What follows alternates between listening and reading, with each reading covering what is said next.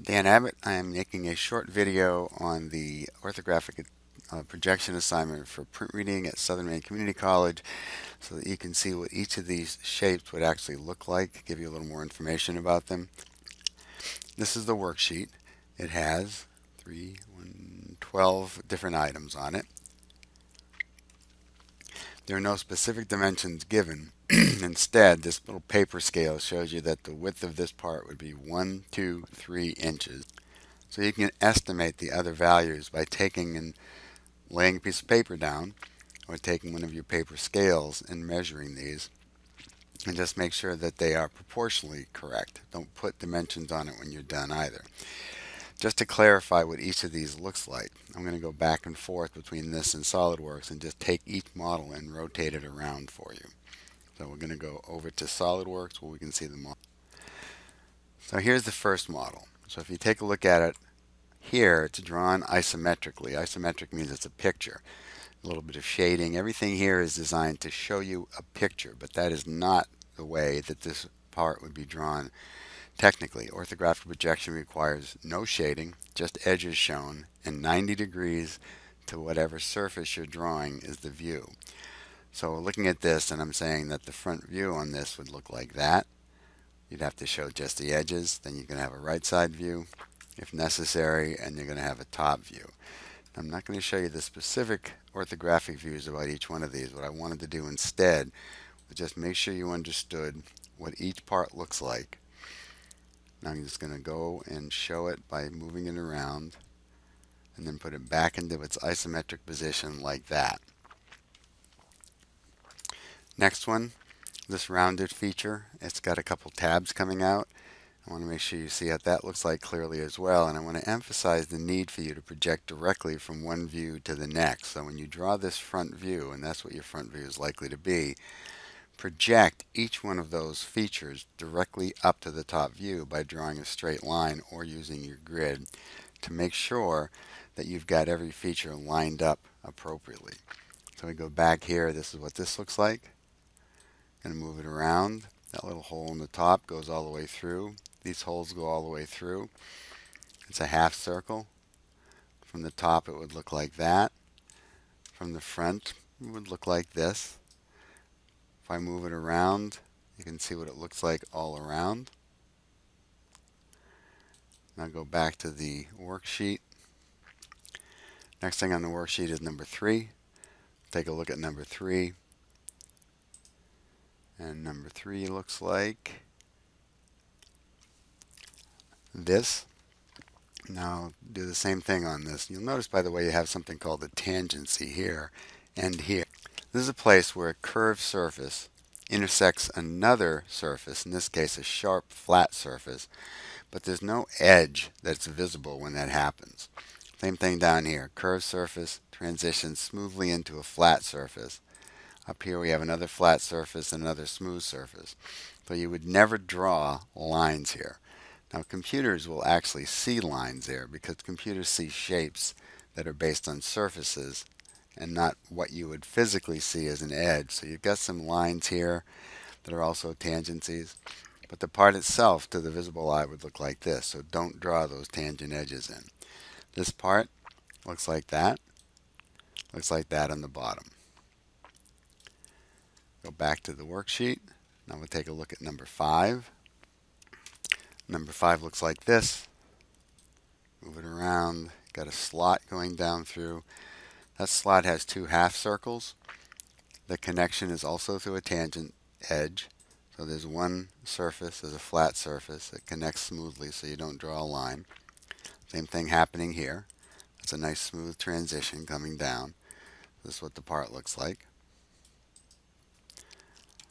Next one, number 6. A couple of cylinders connected. You've got some other tangent edges up here to look at.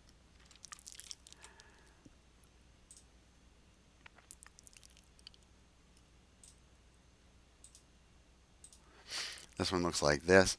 Again, there's a surface here. There's a surface here. That's where the transition takes place. But you're not going to draw that edge in there. You also need to draw it so it is tangent. So if you look at it from the front, this line right here, you're going to start at that corner, but it's not going up to the top of that arc. It's going to the point where it would be tangent, which is right there. With that little, yeah, right where that little dot is. So that's not at the top, and that's because the line comes down and it is sloped. You can see as I turn that around where it would intersect. Back looks like this. Left side looks like that. That tab sticks out here. This is what it looks like on the bottom. Next one we're going to look at is number 7. Has a couple of tabs coming up and has a slot in the middle as well. And this is number 7. A couple holes that go all the way through. That slot goes all the way through. Opening here. Don't draw that edge. Don't draw that edge. Looks like from the bottom. Looks like from the side. Isometrically. Next one. Number 9. Number 9 looks like this. Number 9 is interesting. It does have, don't know why that plane is there. I don't need it. Okay, number 9 has a couple interesting things. You could decide where you're going to draw this from. Based on this orientation right here, you might decide to make that your front view. That does create some hidden lines behind. You might make that your front view, which creates fewer hidden lines behind. You pick the one that results in the fewest hidden lines. If you do this view, though, you got to make sure you're projecting the right view properly and the left view properly. Don't need a bottom view in this one, I'm sure, but you certainly need a top view. So that's what it looks like in the orientation that it was provided here. But that doesn't mean it's the best orientation for a front view. So we move that around like this. You don't have any tangencies on here, so I'm going to draw that like that with the straight edges. Oh yeah, you do. They're right down here. Again, don't draw those edges in here. But that is a sharp edge. You would see that as a sharp edge, so you're going to draw that as a sharp edge. Got the little feet sticking down. Got an opening that goes all the way through. Got a slot that comes down all the way through. On the back it looks like this. Isometrically looks like that. No tangent edges. Next one we'll look at is number 10. Number 10 looks like this. Number 10, once again, let's get rid of those tangent edges. So the actual part would look more like that.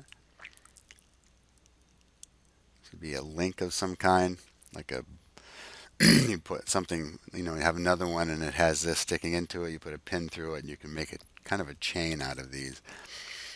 Nice sharp corners almost everywhere except where it's rounded. Now sketching rounds is a little bit tricky, but you might be able to find something that is already round. Some of you might have whole templates that are circle templates you can use to trace. This is what the part looks like, looking at it from different points of view. Isometrically looks like that. Next one is number 11. Number 11 looks like this. That's what it looks like from the front. Got some sharp edges here. A couple of tangencies over here, but over here there are no tangencies. That's a sharp corner. What it looks like from the back. That's what it looks like from underneath. That's what it looks like isometrically. Number 13. This little piece broken away is not actually part of the part. That's a short break line, and that's just to open it up to clarify that there's a hole behind it. This is what it actually looks like. Looks like that. So you notice if we looked at it isometrically, it'd be possible to kind of block that hole right there. So what they did was pretended this was broken here. We're going to show that to you with hidden lines. You can see there's a hole back here. So they break that out just to clarify. But in this case, I'm going to turn it around. You can see this is perfectly symmetrical right down the middle. It's the same on the left as it is on the right. So it's a pretty simple part. Has a half circle cut out here. Part that comes up. A couple tabs sticking out on the side. Pretty simple part overall. Next one is number 14, which is similar to this one, but it has a protrusion coming out and no tabs. Go back and make that one a little smaller. And, oh, that's the one I just had. Must be this one. Yeah, there it is. This one, that arc comes all the way through. It's nice and smooth coming through there because this little part that protrudes is part of this cut right here. So there's no break here at all. There's no edge there at all. This one has no tangent edges. So if I were to put the edges on this one so they're black, it looks a little pretty much like it would look. So those edges will be the ones that you draw. A couple holes going through. Don't forget to show hidden lines when you have a hole going through. Or even when you've got this, for instance, from the right side view, you've got hidden lines here as well. You're going to show the hidden lines for the hole and the hidden lines for the bottom. Right there, the bottom of this arc also is going to have a hidden line. Shown right there, right now. If I start moving it around, say let's look at it from the right. That edge right there is the bottom of that big arc. Those two hidden lines right there are the hole. One of them lines right up with that edge. Because it lines right up with that edge, you don't draw a hidden line because object lines always take precedence over hidden lines.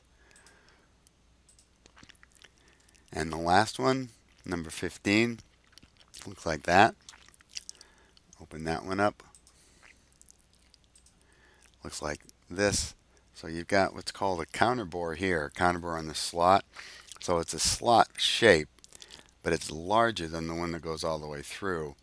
There's a reason for that. That's so you can put a bolt on here with a washer and it would fit right down and be flat all the way around. Got a notch coming out of the top on this, so you're going to have to show that from the right hand side. Looking down at it, you've got a couple cylinders.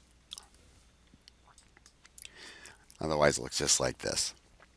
Now if you want to be moving these around yourself rather than just looking at this video, if we go back to the assignment, this assignment is orthographic projections, sketching, scaled drawings right here.